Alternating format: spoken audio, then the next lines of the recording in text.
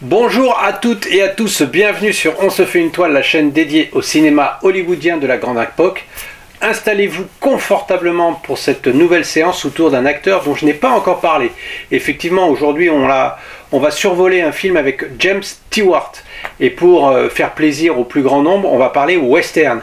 Un western d'Anthony Mann, pour la première collaboration entre ces deux grands d'Hollywood avec ce film. Donc vous l'avez compris, on va parler de Winchester 73, réalisé en 1950 et qui dure un petit peu plus d'une heure et demie. Pour épauler James Stewart dans sa tâche, on a à ses côtés Shelley Winters pour le rôle féminin de ce film, mais aussi Millard Mitchell qu'on a pu voir dans Chantons sous la pluie par exemple, et aussi dans des petits rôles Tony Curtis et Rock Hudson grimés en indien. Donc ça y est, vous êtes bien installés, alors on va pouvoir commencer.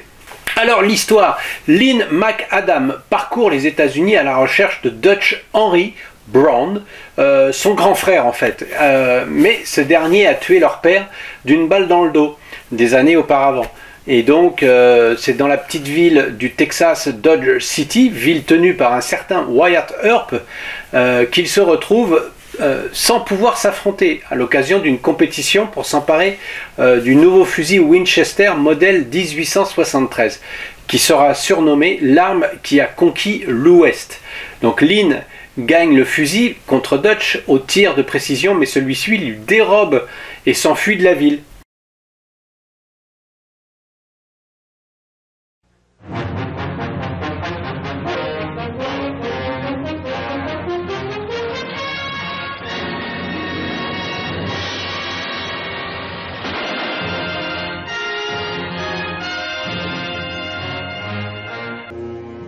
To 7 people, this gun was a magnet, a treasure, a weapon that promised life and dealt out death.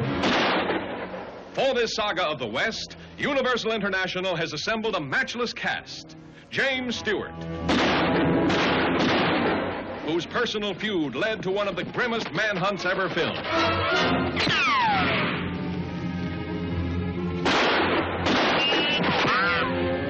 Shelley Winters, trigger sharp and dangerous in her own way. Dan Duryea as vicious Waco Johnny Dean, who killed to get the gun. Stephen McNally, brutal, deadly, who wanted the rifle to slaughter men. Sound like an Indian trader, but with all that smoke in the hills and you with no gun. Why don't you shh? The man's right. Give him a gun. Supposing I don't tell you. Then what? Where is he? Where is he?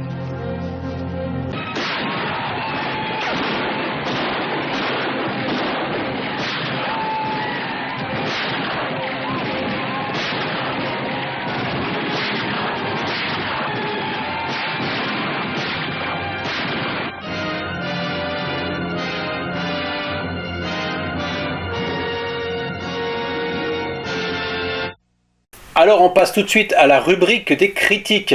Sur le site Allociné, ce film est noté 4,1 sur 5, une très belle note pour ce film d'une époque lointaine, en noir et blanc, excusez-moi du peu.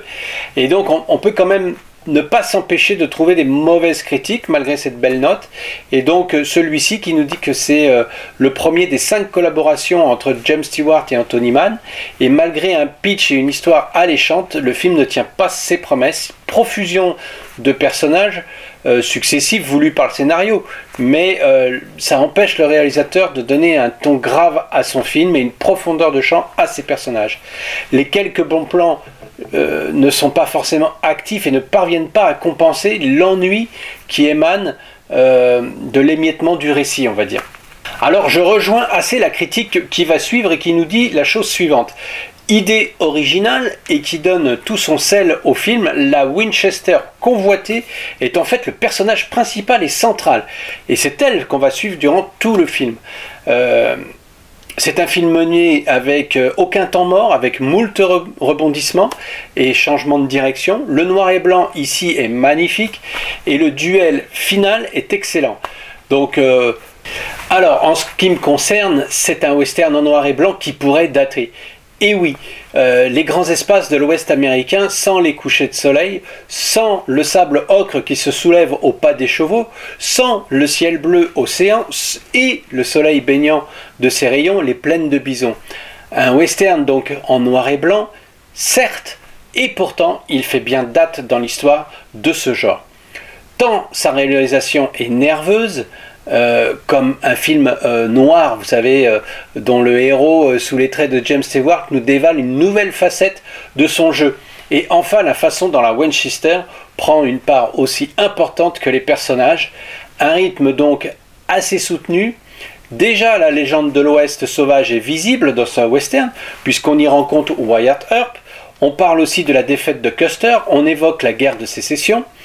Donc tout va très vite. Mais chaque scène est suffisamment travaillée pour qu'elle paraisse intéressante et surtout pas bâclée. C'est le fusil qui est le fil conducteur, comme un objet sacré, même maudit. Il deviendra l'objet cultissime qui sera le représentant de cette époque du Far West. En prime, on y découvre le jeune Tony Curtis et le méconnaissable Rock Hudson, sous les traits d'un chef indien. Donc voilà. Plein de raisons qui m'incitent à vous dire qu'il faut voir ou revoir ce film, surtout en version originale, hein, parce que le doublage, encore une fois, c'est catastrophique. Donc en version originale sous-titrée, pourquoi pas, mais ça c'est hyper important. On en vient déjà à la petite rubrique des petits plus. Vous savez que j'affectionne cette rubrique, j'espère que vous l'aimez aussi. Donc alors pourquoi Winchester 73, pourquoi je l'ai choisi? C'est parce que il est très clairement un tournant dans la carrière de James Stewart. En effet, dans ces années d'après-guerre, James Stewart a choisi des projets assez classiques, presque des valeurs sûres, comme La vie est belle de Frank Capra, pensant renouer avec les succès qu'il avait eus avec le réalisateur. Et même si aujourd'hui ce film est culte, à sa sortie, il n'a pas fait recette. Le second film d'après-guerre, Harvey, un film qui tenait à cœur à James Stewart, puisqu'il l'avait interprété maintes fois sur les planches, au théâtre, et avec succès, eh bien, il a eu beau se démener et donner une belle prestation dans ce film, le public ne fut pas au rendez-vous non plus. Donc son contrat avec Universal prévoyait qu'il tourne encore un dernier film. Un projet dont il parlait depuis un certain temps et qui ne suscitait pas forcément d'enthousiasme pour James Stewart. Et pourtant, ce fut précisément Winchester 73 qui lui assura la sécurité financière pour le restant de ses jours. Il a renoncé à son cachet de 200 000 $ habituel par film et il signa un contrat pour un pourcentage de 50% des recettes générées par le film. Au regard du succès, il obtint environ 600 000 $, méthode qu'il allait à nouveau employer pour le film Une romance inachevée, où ses revenus allaient dépasser effectivement le $1 million. Naturellement, d'autres stars d'Hollywood sautèrent sur l'occasion et l'on peut même avancer que ces nouveaux contrats furent à l'origine de la baisse de profit à long terme des grandes maisons de production et la cause donc principale de leur déclin, comme la RKO par exemple. Donc au départ, le scénariste fut un peu déconcerté parce que personne n'avait encore vu La Flèche brisée, qui avait été produit par la Phlox, mais retardé d'1 an au niveau de sa sortie. Donc personne n'avait vu James Stewart en cow-boy. Et donc il se met à réfléchir. Pourquoi James Stewart? Pourquoi lui? Et il s'est dit, mais attendez, au fond, il était dans l'armée de l'air. Il doit savoir ce que c'est que de tuer. Vous savez, quand on est à la tête d'une escadrille de bombardement pendant la guerre, on ne peut pas être si tendre que ça. Donc il a dit, ok, go. Anthony Mann donc décrit ainsi Winchester 73, un de mes plus grands succès et aussi mon western préféré. Ce fusil qui passe de main en main m'a permis de filmer toute une époque, toute une atmosphère. Je crois vraiment que le film contient tous les ingrédients des westerns et qu'en quelque sorte il les condense. Stewart s'est investi à fond dans son rôle. L'attention aux détails est primordiale. Ainsi, Anthony Mann se souvient à nouveau, on a mis presque 2 mois à trouver le chapeau de Jimmy Stewart. C'était d'une importance fondamentale, vu que dans le film, il ne l'enlève presque jamais, même pas quand il rentre dans une maison. C'est donc un accessoire extrêmement important. Et si on n'a pas un chapeau à sa taille, il devient difficile même de monter à cheval. Par exemple, John Wayne, un homme imposant, eh ben, il peut porter un gros chapeau. Mais James Stewart est très mince et très grand, donc on ne peut pas se le permettre. Parfois, il essayait des chapeaux, c'était éreintant et décourageant. Et à la fin, on a trouvé un chapeau plein de trous avec un gros cuir intérieur graisseux et il était parfait. Anthony Mann et James Stewart se retrouveront sur 5 autres westerns. Les Affameurs pour commencer, puis L'Appât, Je suis un aventurier, enfin L'Homme de la Plaine et Les Survivants des Monts Lointains.